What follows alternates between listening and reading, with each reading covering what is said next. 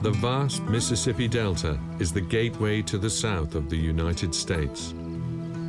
This is where the journey through Louisiana begins, along the banks of the Mississippi all the way to New Orleans, the capital city of jazz. Beyond the riverbanks, we pass sugarcane plantations punctuated by opulent antebellum mansions. Spectacular roads lead us into the swamplands of the Mississippi, once impassable, a perfect haven for fugitives. And we meet the only cowboys in the USA who, to this day, still speak French. It is this route through Louisiana that was followed by the French settlers and the many slaves moving upstream. This great river, the Mississippi, the Old Man River, was what carried them to the south of the United States.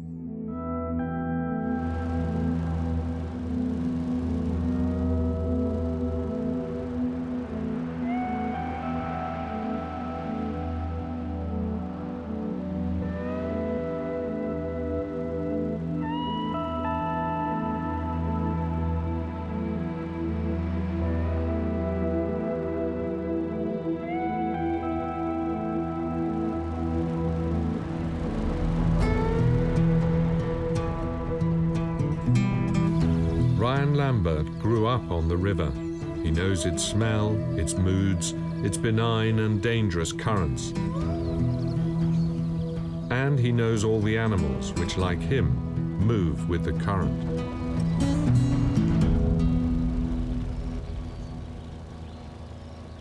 We're at the end of the Mississippi River. This is the largest estuary in North America, where the Mississippi bleeds out into the Gulf of Mexico. Where it does, it disperses down and this far down, and it goes out into the marshes, and it's made just a terrific estuary in here. Anything that water with the nutrients and the sediment touches is gold. I mean, you can see around us, it's just habitat and wildlife everywhere on this side of the river. It's beautiful.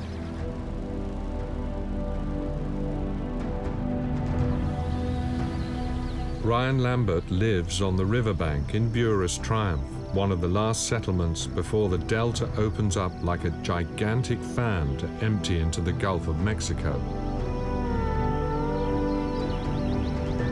It is an artery attracting countless bird species like gray and white herons, cormorants, and pelicans.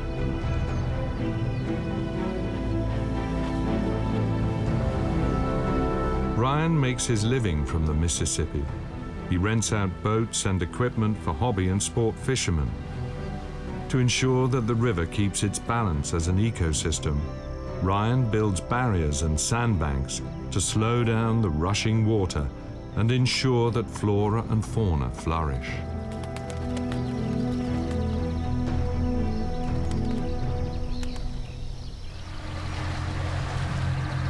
See, after Hurricane Katrina, everything to our right was open water. And we came through here and we built one small project, a terrace project, and if you can see is land as far as you can see down.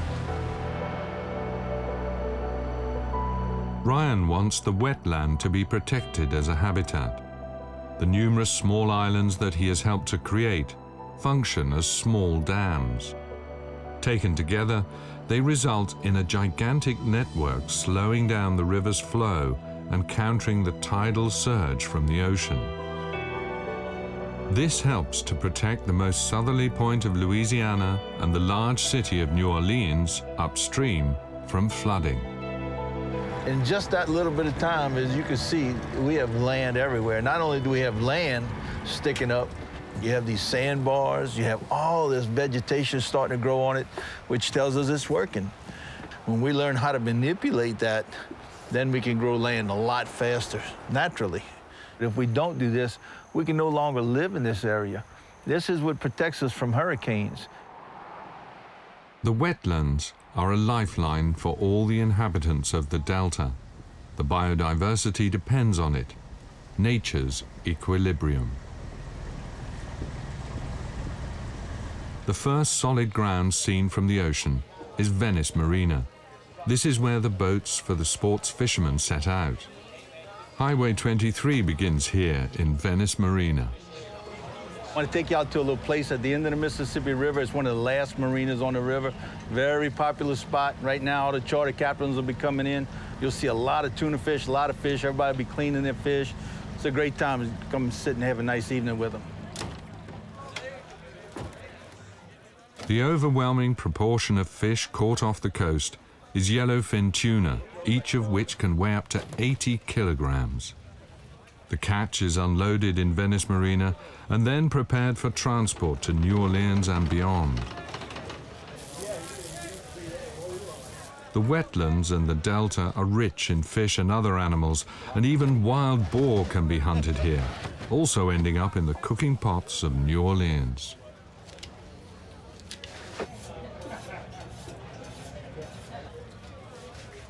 I'm from South Louisiana, so people in South Louisiana are a bit different because we still live off the land. We eat the fish, we eat the crabs, the shrimp, the ducks, the deer. We still live off the land, a lot of us. You know, the city people are city folks, but a lot of people here still depend on Mother Nature to give us subsistence and recreation as well. So everyone in South Louisiana is very attached to the lands.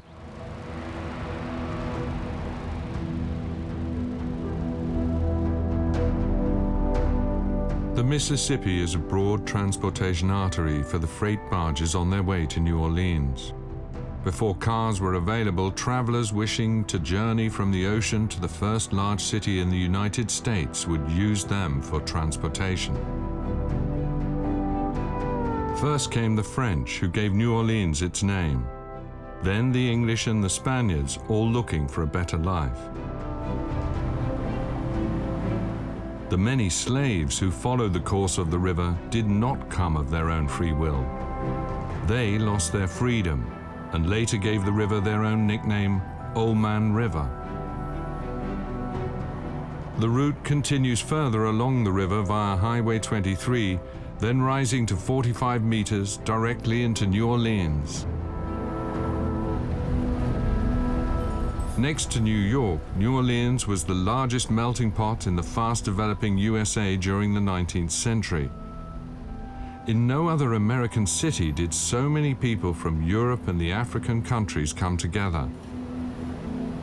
The city is also known as the Big Easy for the fact that the rules here were prone to be bent.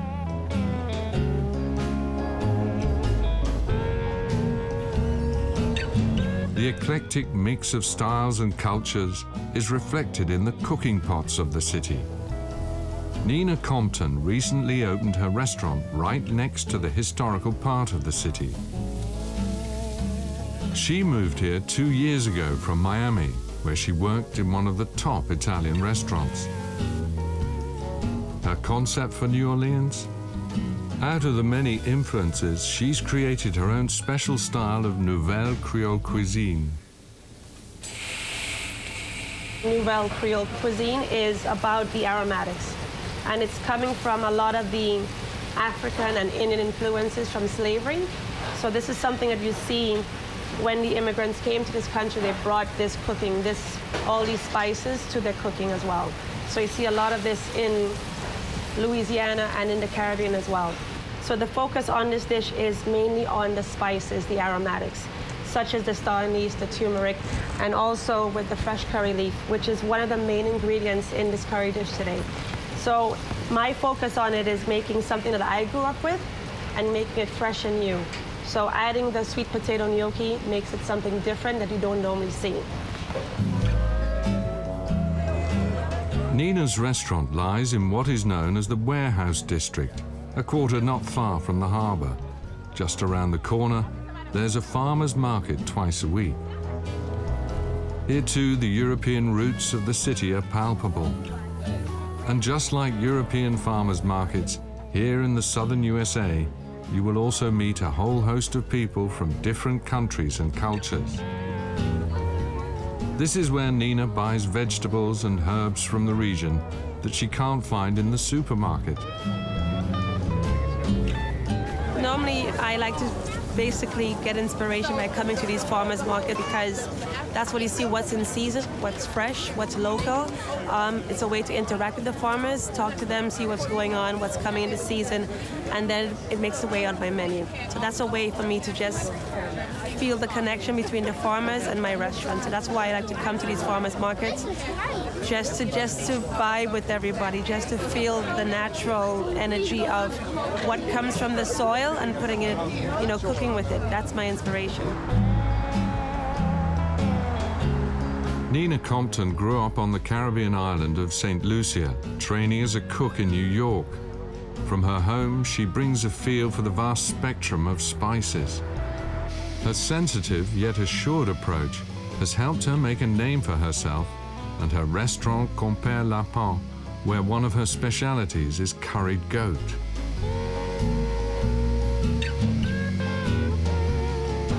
I always love cooking because cooking is such a personal thing. That's you on a plate. So when you make a dish for somebody and you see the excitement and the joy, it makes you so happy. And I think that's why I keep on doing what I do. It wasn't easy for Nina to bring her ideas of Nouvelle Creole cuisine to the table in New Orleans. Southern cuisine is dominated by the famous gumbos and seafood stews of the Creole residents, with liberal use of meat, sausage, and chicken. Which is why she created a menu that is a reflection of what New Orleans has always been, a melting pot. Her kitchen staff come from Honduras and Venezuela. Sous chefs come from Cuba and the Dominican Republic. And in the French restaurant of this American city, the most commonly spoken language is Spanish. People are so passionate about food here. They love to eat. They love to embrace new cultures, new cuisines, so it just was an easy platform for me to open a restaurant and showcase what I grew up with, but also tying in the Creole, the Latin, the Caribbean, and also some of the Italian that I have worked with before. So for me, it was a very easy fit.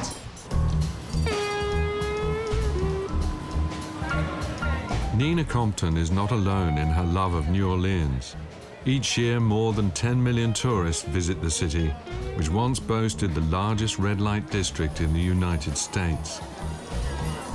Louis Armstrong grew up here. This is where jazz set out to take over the world.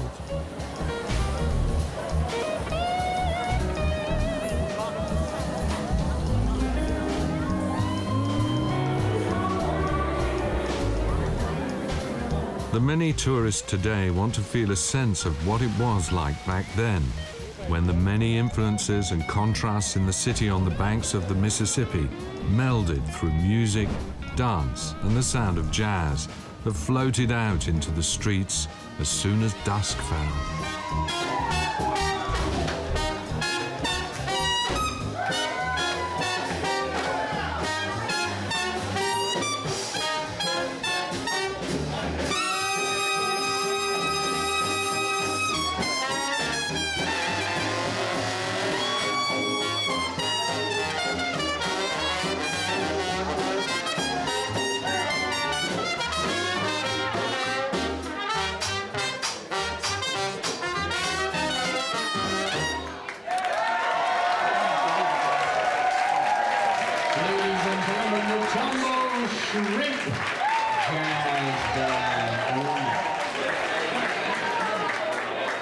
Jazz and New Orleans still thrive on the intensity invested in the music by the slaves, which was once so strange and foreign-sounding for European ears. Jazz, the harbor and its bars, the ingredients that made New Orleans a legend.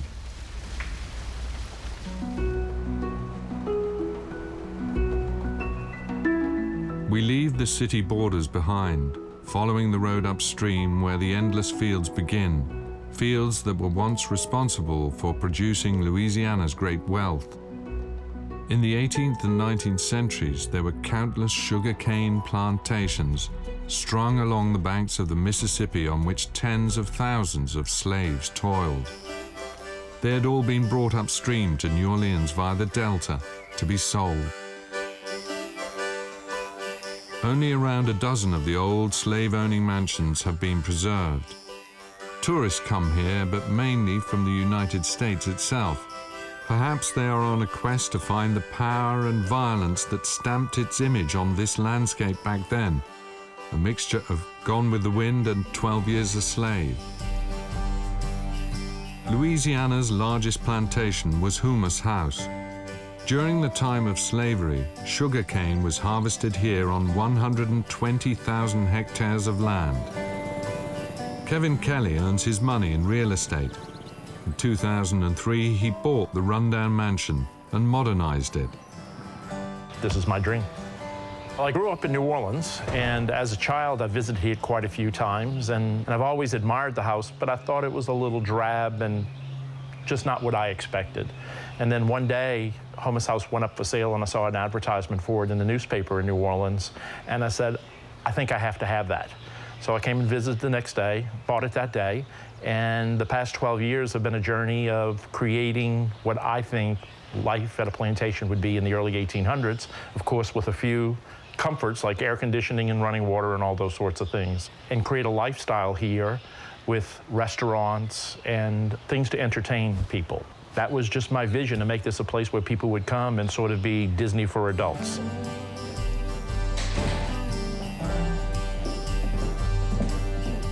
This is the classic 19th century dining room, and this is truly how they lived here in the 1800s.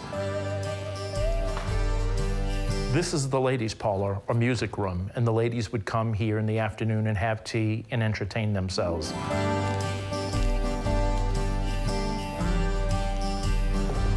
We call this the Betty Davis room because the film Hush Hush Sweet Charlotte was filmed here, and Betty Davis stayed here for about 2 weeks, actually in this bed.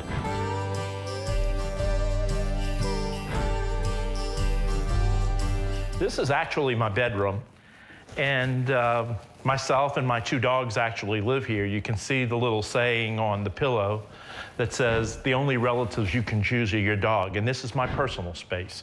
So the house is open for tours every day from 9:30 in the morning to 8 o'clock at night, and all the guests come and see my bedroom and my office and how the owner lives.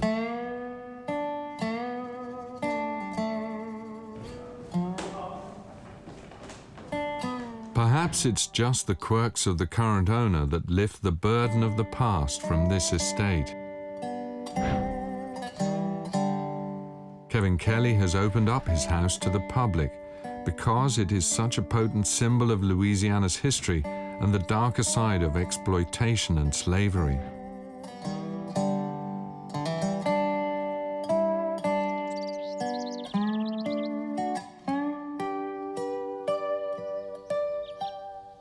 The owner of Hummus House asked the gardener and his team to create a garden that would reflect the diversity of the vegetation that the people brought with them when they moved upstream into the United States. Hummus House is unique in Louisiana. It consists of numerous artificial water features, small pools, pavilions, and fountains. And it is home to more than 10,000 flowers.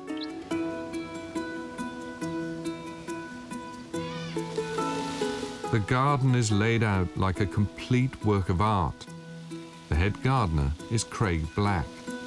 The one great thing for me about Kevin's arrival on the scene, I'd spent 28 years tying things together with bubblegum and twine, and all of a sudden I had the resources to actually create a garden that was world class. His vision was to create a space that when people came here, initially left their stress behind them, and they could walk through the gardens and they could enjoy it, not as a museum as such, but more as a destination that you could come and just leave the world behind you. With his staff of 8, Craig recreates new landscapes every 6 months. They reflect the styles of different cultures and countries. The English country garden next to the Italianate garden, a colourful hodgepodge, a melting pot of blossoms.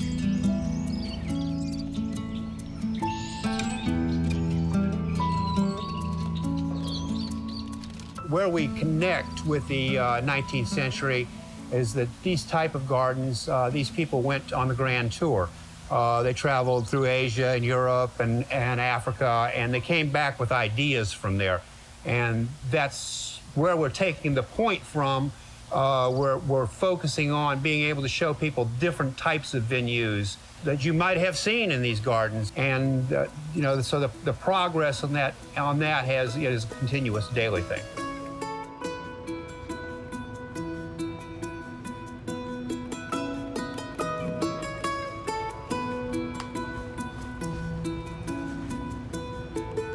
I actually lived here for 40 years. I raised 2 kids and 35 dogs here, as well as all the flowers and plants. I seldom get away from this property anymore, but when you live in paradise, it's very difficult to go out anywhere else. Everything that I like to do is encompassed inside this garden.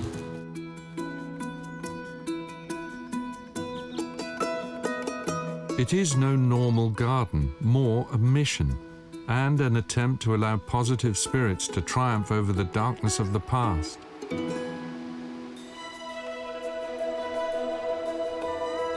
We leave the former slave mansion that once oversaw more than 120,000 hectares of land and follow the river upstream towards Baton Rouge, the capital city of Louisiana.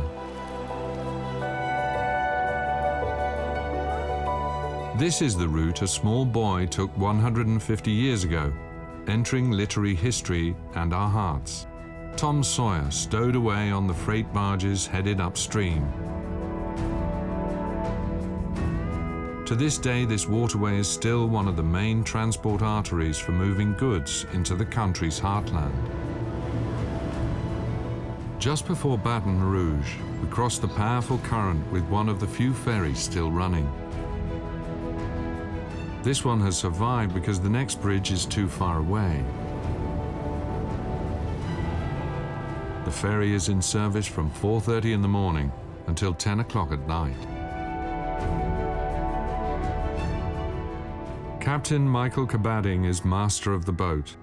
When he started out, he was the youngest captain on the Mississippi, on the river that can be so temperamental and carries so many dark and dramatic stories in its waters. A couple years ago, the river was so high that we had to shut down because we would run, our water would go over the levee and go into neighborhoods. I mean, during Hurricane Katrina, I literally seen the river rise 20 feet in my eyes in 8 hours. You know, so the mighty Mississippi could be something else.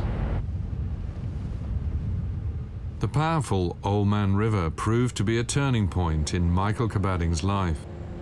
During Tom Sawyer's lifetime, his ancestors were perhaps being transported upriver in captivity. Yet the river also saved his life. The river means a lot to me. I mean, it's my way of life, you know? I've been on the river since 1998 and on captain since 2002 with the Louisiana State Ferries. Well, the reason being is I was in the streets in New Orleans, Louisiana. It's kind of rough neighborhood. I quit selling drugs and I worked offshore. And I remember my boss never talked to me on the oil rig. And he told me, son, did you graduate? He said, you're too young to be out here. You go to college.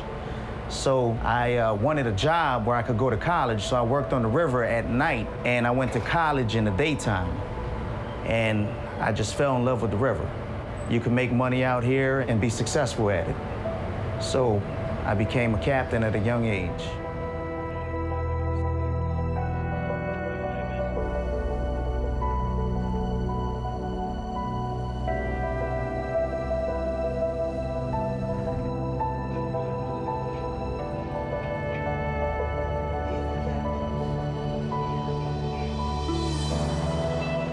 In Baton Rouge, we say goodbye to the mighty Mississippi and drive over the Horace Wilkinson Bridge to the swamps of the Atchafalaya Basin. This section of Interstate 10 is one of the United States' most beautiful highways. Elevated on pillars, it proudly runs many kilometers, towering above the water.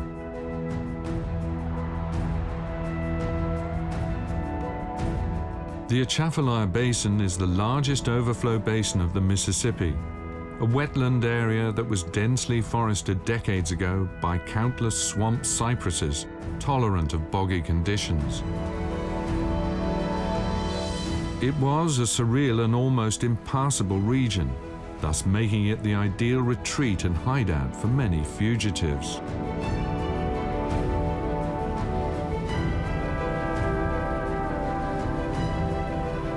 Around the second half of the 18th century, these were often French settlers who had been driven out of what is now Canada by the British. They came from French Arcadia, which is how they got their name, Cajuns. And the Atchafalaya Basin became their secret realm, where they could conserve their culture and language.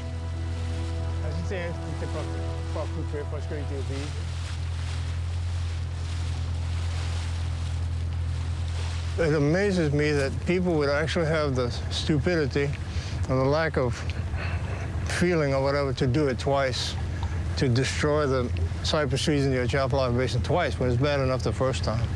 But they would, for money. People would do almost anything for money. It's still a beautiful place. I mean, I'll come out here in the sunrise with a little fog, and people say, oh, it's really beautiful. And I keep thinking, well, I wish I could have taken some pictures when the big trees were here, or even seen it when the big trees were here. But I mean big, huge trees. So that's it. It's a beautiful place. Greg Girard is a descendant of French settlers, the Cajuns. He grew up here in the Atchafalaya Basin and has been witness to its transformation. His plot of land is tucked away in the forest. He has rediscovered the life of his ancestors, a modern hermit in a hidden bayou of the Mississippi. When the dense cypress stems in the wetland areas were gradually cleared for timber to provide material for the growing cities and industry, the rejected wood was left behind, what was too large, too hard, or too crooked.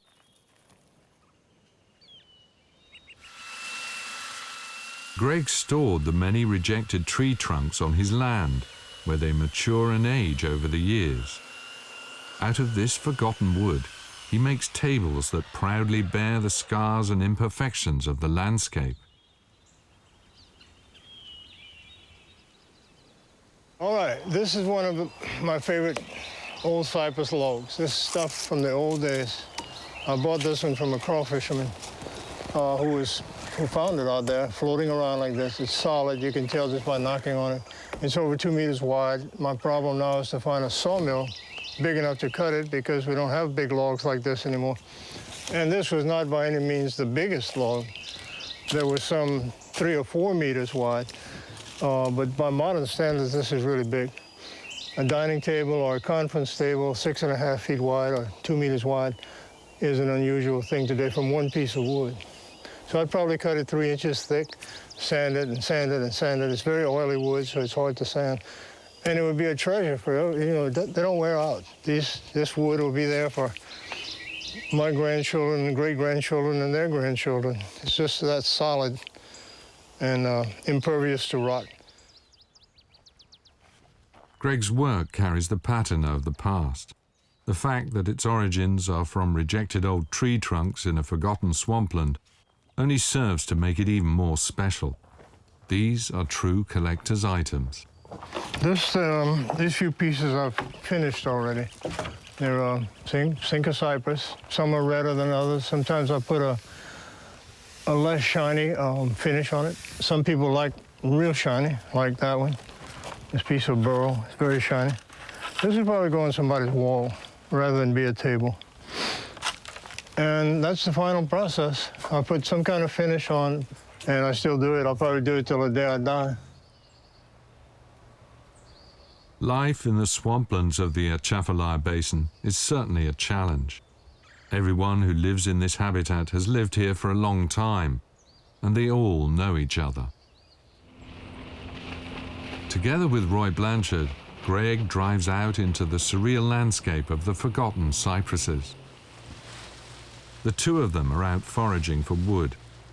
Everyone here travels by boat, whether to go fishing or shopping. À peu près 2 années passées, on a trouvé 3 grands chicots là. Tout ensemble presque. Solide comme tu veux. They speak guttural French, the Cajun dialect that has remained unchanged for 150 years. Tu vois sur la droite là? Ça c'est un des miens. Ça, c'est un TC. C'est pas grand, non, mais c'est long. Ouais. Tu peux jamais dire ça, Toquin. Jusqu'à ce que tu passes ça dans le moulin ici. Ouais. Mais je peux pas aller ça ne veut pas venir. Tu as besoin de mettre un plus gros flotton pour que l'eau va monter. Essaie de là, c'est un bon arbre, hein? Non, je crois pas. On va voir. Greg used to work as a teacher in the next largest town in Lafayette. When he couldn't feed his 4 children on his income, he started to collect the sunken wood from the swamplands and sell it. Between the cypresses in the swampland, you could fish man-sized catfish, and many others made their living from the crawfish from Cajun country that is now highly prized.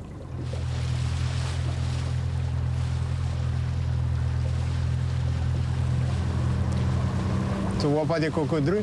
Oh, ouais, il y en a beaucoup. Ah ouais, ici, là? Ouais. Dans le matin. Ils ont tout eu pour venir au bayou. L'eau a baissé tout le monde dans le bois. Ouais. Il n'y a plus d'eau. In September, for 4 weeks, it's open season for the alligator hunt throughout the entire basin. More than 100,000 of these water lizards live in the bayou. Then professional hunters come from all over, like in the days of the trappers.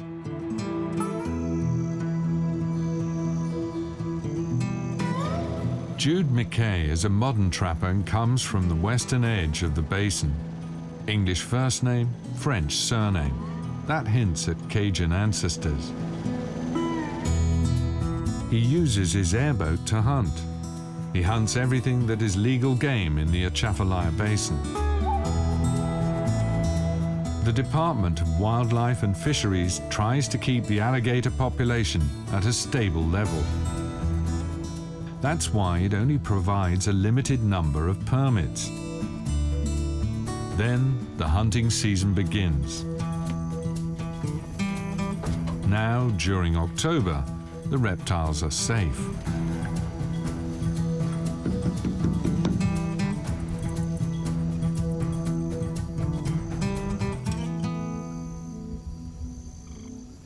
They're not actually hearing, they're feeling the vibrations on top of the water. Every little ripple you see that gets to them, they feel that on their nostrils. That's why they hunt with their nose out the water.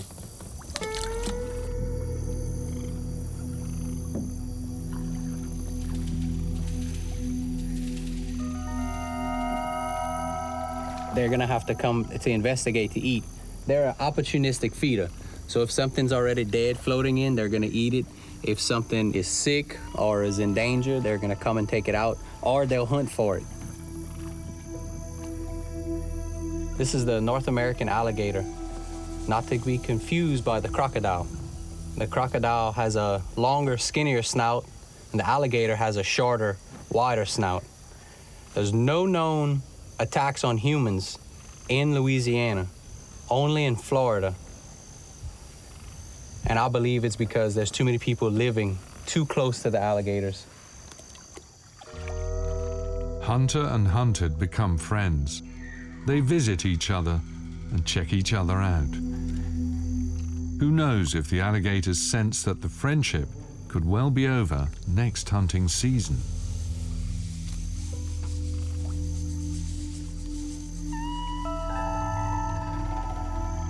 These are my pets. The middle one here is Suzette, sweet Suzette. I haven't quite given this one a name yet. She's a little younger and more aggressive than Suzette. And the larger one, the male, is probably around 10 foot. That's Jean-Pierre. It's actually my getaway spot.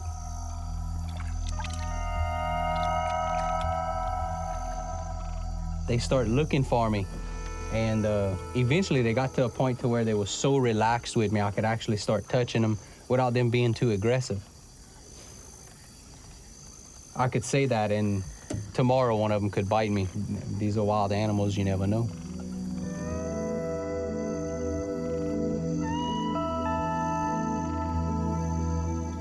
The basin is a landscape straight out of a fairy tale, a damaged but enchanted world, forgotten for more than a century by the rest of the world. Its inhabitants have lived here for generations, eking out a living from the wetlands, but the population is shrinking. Many youngsters are leaving for the lure of the cities.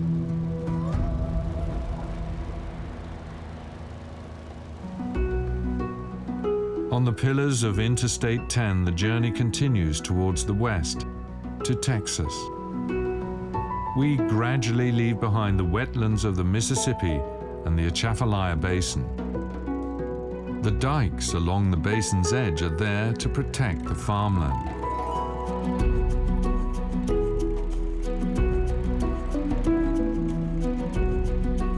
For the last time, we drive through the fields of sugarcane before the land becomes more arid. Soybean and animal pastures now dominate the landscape. We are still in Cajun country, but it is now prairie land, and the Cajuns to be found here are cowboys and ranchers.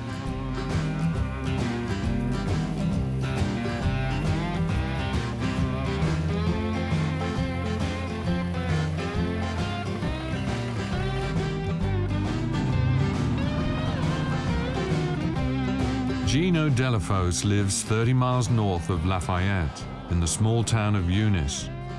With his foreign-sounding name, he's a Creole descendant of European and African forefathers. Gino is a cattle rancher who can also sing in French and plays the accordion.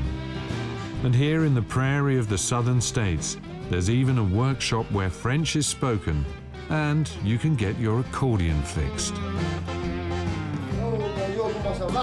Hey, Juno. Juno, comment ça va ce matin? Billy, how you doing? Tu veux que ça se réveille? Qu'est-ce que tu fais? Tu peux passer dans la porte en arrière encore? Oui, oui. J'ai couché dehors hier au soir. Il y a des longs d'après espérer pour rentrer. Oui, oui. C'est bon de te voir. Oui, vous aussi, comment vous sentez aujourd'hui? C'est bon? Juno, c'est le train de Lévieux. Tu connais ça comme dit le c'est rendu sur l'après-midi. Oui, le temps que ça fait le train. C'est quand le train arrête, là, c'est tout fini. T'as besoin de ta boîte? Oui, c'est venu pour la 5 days a week, Gino Delafos lives the dream of freedom and adventure as a cowboy. At weekends, though, he changes jobs and plays accordion at local dances in Cajun country. And the accordion maker, Clarence Jr. Martin, is also Cajun. All right, voici mon son s'appelle le Eunice Two-Step.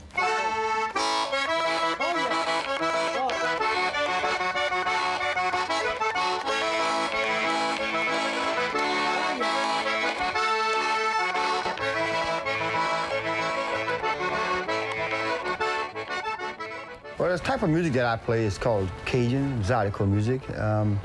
They're kind of a cousin to one another. The Zydeco music takes a little bit more from the blues influence. The Cajun music takes a little bit more from the country and western side of things. But we play both of them and we mix them up. We kind of put a little bit of Zydeco into the Cajun, a little Cajun style Zydeco. And I play more of a traditional style of Cajun Zydeco music. It's sung in French. All right, soyez vous autres, on va se voir plus tard. Reviens. Bye, Penny. Take care, Juno. Merci.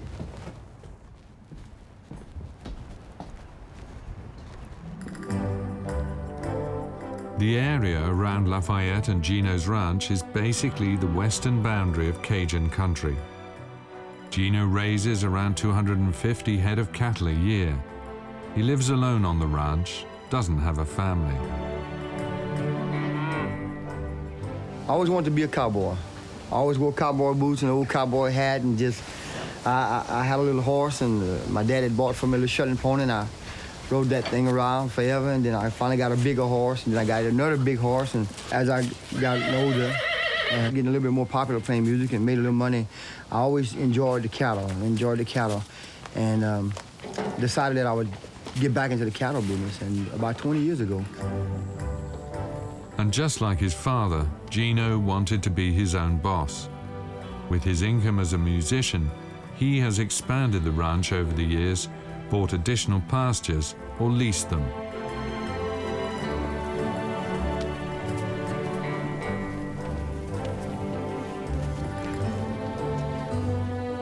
It's just a way of life and gives me peace of mind. I loved it. I love being outside and riding my horses and fooling around with the cows and stuff like that. And it takes my mind off the music and gives me peace. Gino has a complicated history. He is a descendant of French-speaking slaves who were freemen when Louisiana was still a French colony. So he carries the Cajun culture in him without having direct French descendants. From his father, he learnt the Cajun songs, chansons, and the music of the Creoles, passed down the generations. But Gino Delafose also lives the age-old American dream. He loves his freedom and the vast country, and he believes firmly that his hard work will pay off.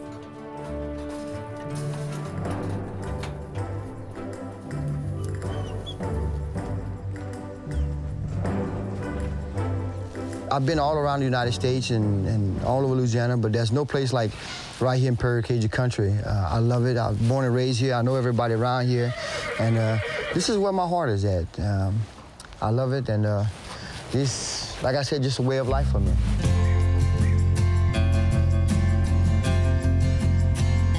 Perhaps Gino is the living embodiment of the entire route through Louisiana, from the Delta to the prairies, a vigorous mix of myriad tales and influences.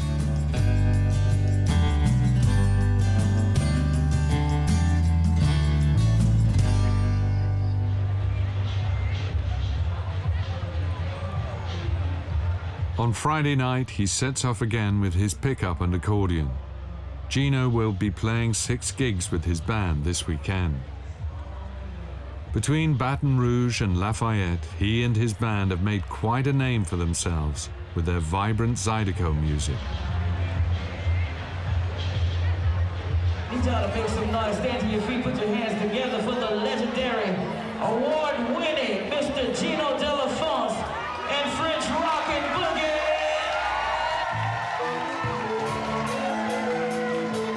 Zydeco is a heady cocktail of French tradition, Caribbean rhythms, and European polka on the dance floor.